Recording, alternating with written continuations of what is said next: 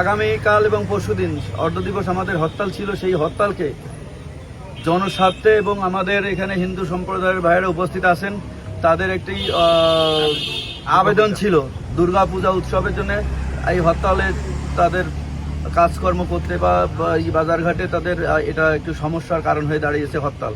সে কারণে আমরা আমাদের সর্বদলীয় কমিটির যে সর্বদলীয় সম্মিলিত কমিটির নেতৃবৃন্দদের সাথে সবাই মিলে আমরা আলোচনা করে সিদ্ধান্ত নিয়েছি যে আগামী 2 দিনে আমাদের যে অর্ধ দিবস হরতাল 16-17 তারিখে ছিল সেটি আমরা প্রত্যাহার করে আমরা বাগেরহাটের জেলা এবং উপজেলায় যে কয়টি নির্বাচন কমিশনারের অফিস আছে সেই অফিসে আমরা অবস্থান কর্মসূচি গ্রহণ করেছি। এটা আগামীকাল সকাল 9টা এবং পরশুদিন 17 তারিখ সকাল 9টা থেকে 1টা।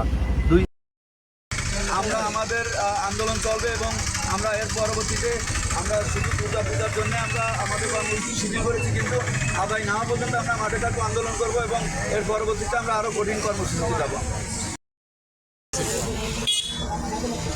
বক্তব্য নেবেন